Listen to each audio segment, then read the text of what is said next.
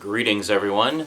Well, I thought we'd head down to the floor today because I got a lot of comics to show you, and it's just easier if I can kind of spread them out rather than trying to hold them up and balance the stack of them in my lap and everything. So, what are we going to talk about today? Today, we're going to talk about Swamp Thing, which is one of my all-time favorite horror comics ever. And yeah, so let's get right into it, shall we? Today on the Multimedia Chronicles.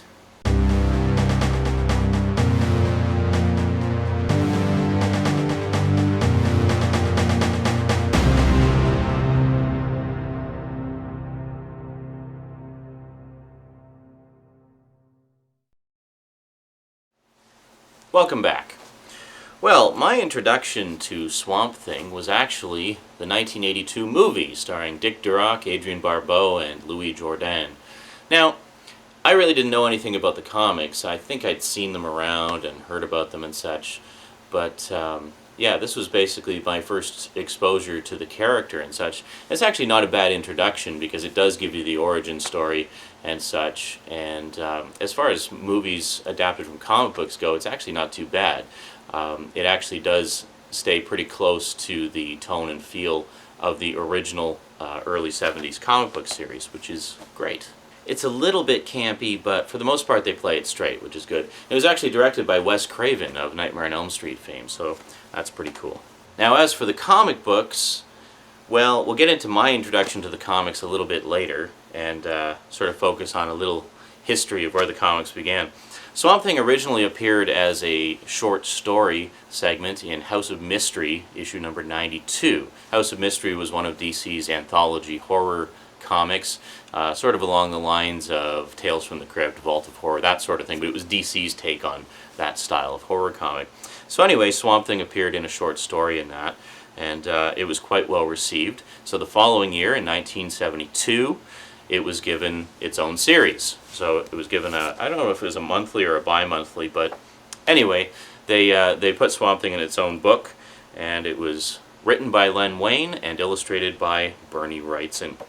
Now, the original run of the series, or the first 10 issues anyway, is actually collected together in this book here, Swamp Thing Dark Genesis. This has been reprinted a number of times, so even though the original issues, especially the House of Mystery issue, can be quite expensive to track down, if you just want to read the stories and see how it all began, this is a great buy.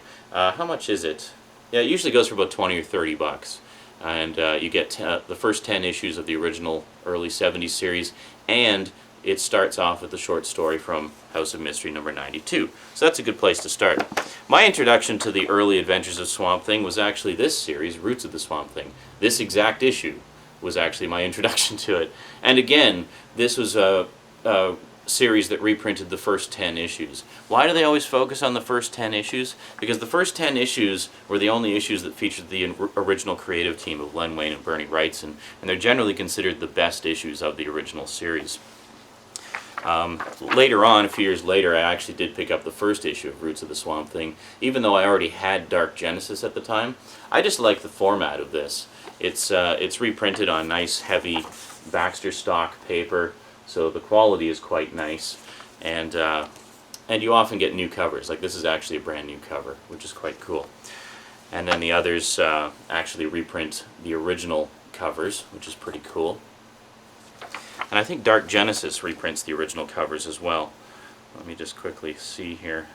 Yeah, Dark Genesis, well, it kind of reprints the original covers. It gives you the artwork portion of it. As you can see actually from the back here, this is how the covers were structured on the original comics. They would actually have the logo in this big box, so it would just be a little panel of artwork at the bottom. It's kind of unusual. Usually they'll have most comics will have the logo overlaid on top of the artwork, but in this one, the artwork would actually be left separate from the logo. So it's kind of interesting.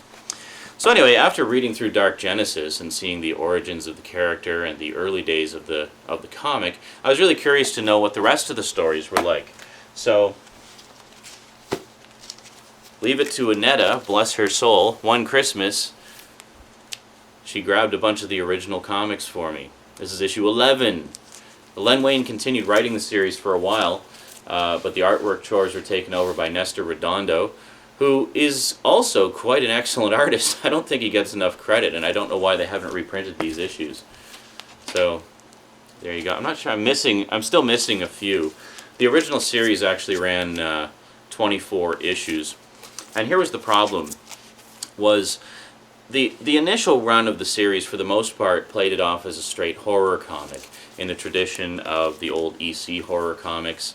The only difference being it wasn't an anthology series; it was actually a followed the adventures of one set of characters. Now, most horror comics from back in the day were anthologies, where, yeah, see, now here we jump ahead to issue 20, and then I think that's the last one I've got. Yeah, and then back to issue 11. So I'm still missing a few. So anyway, it was basically a straight-ahead horror comic. But then as it evolved and as the creative teams changed, it seemed like nobody knew what to do with the character of Swamp Thing. He just kind of kept going off on these weird directions until finally the last 2 issues of the original series basically had him essentially as a superhero. And then the series was canceled.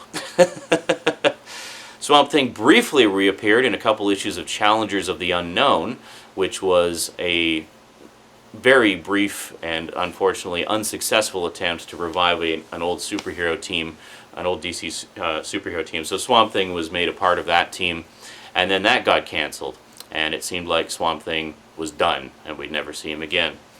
Well, then the movie came out in 1982. I guess Wes Craven liked the original comics and wanted to kind of do his take on it. Needless to say, if it wasn't for this movie, we probably would not have Swamp Thing today, because this helped to revive interest in the character. So, to tie in with the movie, DC thought, well, let's give it another go, see how it goes.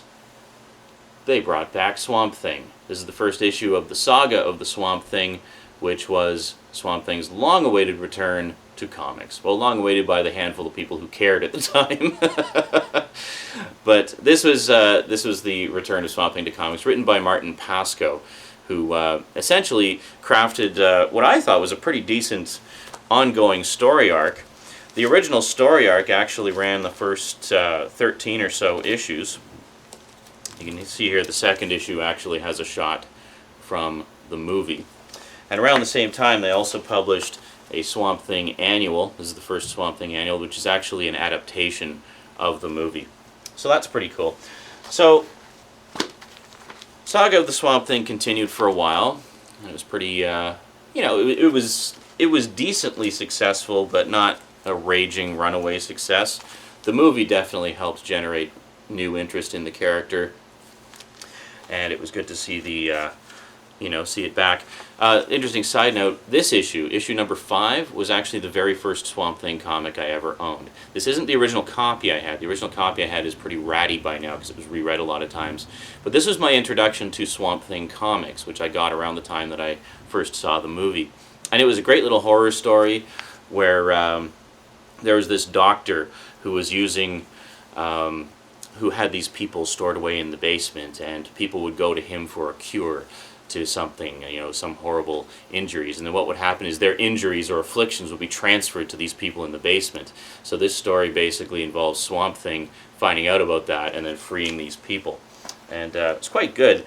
So again, they basically just continued the horror theme of the original comics, but with a more, I guess, a little bit more of an epic storyline. So it's quite good. I actually really enjoyed it. A lot of people say that they were kind of disturbed by Martin Pasco's storylines. And it's like, well, it's a horror comic. You're supposed to be disturbed, It's like, if you're not disturbed by it, then it's not doing its job, So I actually have a good chunk of the early run of Saga of the Swamp Thing. Again, I'm missing a few. This was actually the second Saga of the Swamp Thing comic I ever owned, which is still part of the same story arc. It was quite a lengthy story arc, and then issue 10. But yeah, so I don't think Martin Pasco gets enough credit, because I really enjoyed his storylines. Now, maybe for me, I'm a little bit clouded by nostalgia because they were my first ever Swamp Thing comics, so I kind of hold them in high regard just for introducing me to the comics version of the character. And then this one here, we have Phantom Stranger, which actually, I believe, appeared as a backup story for a little while and then actually became part of the main story. It's pretty cool. So this is issue 14. So things went along fairly decently for a while for Saga of the Swamp Thing, but again, people started to drift away from it. I guess there was just something about Martin Pasco's storylines that, while they appealed to me, didn't appeal to the masses. And sales started to slip, and it looked like Swamp Thing was going to be canceled yet again. Then, almost it seems on a whim, somebody somewhere at DC saw the works of a British author named Alan Moore. Maybe you've heard of him. He's written a few interesting things over the years. There was a little thing called V for Vendetta, another little thing called The Watchmen. Now, this was still quite early in his career. He'd done a lot of stories for 2000 AD, Doctor Who Weekly Comics, and various other British comics over the years. He had actually started V for Vendetta as an ongoing story in Warrior magazine, which was a comic anthology in Britain, but actually never finished it. It wasn't until a few years later when DC Comics started reprinting the original segments of V for Vendetta that he was finally able to finish the story, which is quite cool. And glad that he did, because it was a great story. So, Martin Pasco was essentially given the pink slip. Well, off of Swamp Thing anyway. I'm not sure where he is now and what he did after, but with issue number 20, Alan Moore picked up the reins and began what many people consider to be one of the greatest runs on any single comic book in history. Now, what makes Alan Moore's take on the character so interesting? Well, a number of things. I mean, first off, anybody who's read Alan Moore's work know that he's just a hell of a good storyteller. But the thing that was interesting about Swamp Thing was, originally, the story went, it was Alec Holland gets killed, and he's a scientist working on this regenerative, restorative formula to help people grow back limbs and things like that. It's basically, he's doing it to benefit people. He's a nice guy, he's got good intentions. Well, he gets mixed in with the wrong people somehow, ends up getting killed. But first, he ends up getting doused in all of his chemicals, set on fire, and then he runs out of his lab and collapses into the swamp just to try to douse the flames. And time passes. The swamp itself merges with the chemicals that he was doused with and with his body, and Alec Holland is transformed into the Swamp Thing. So basically, part one of the running storylines was kind of similar to the Incredible Hulk, for example, where Alec Holland was trying to find a cure for his condition, trying to turn himself back into a human. So a lot of the early storylines sort of centered around that, where he wanted to be human again. However, Alan Moore had a very unique take on it. Now, issue 20 of Saga of the Swamp Thing was basically Alan Moore tying up the loose ends from Martin Pasco's storylines, just kind of wrapping things up so that he had clear sailing to go off and do his own thing.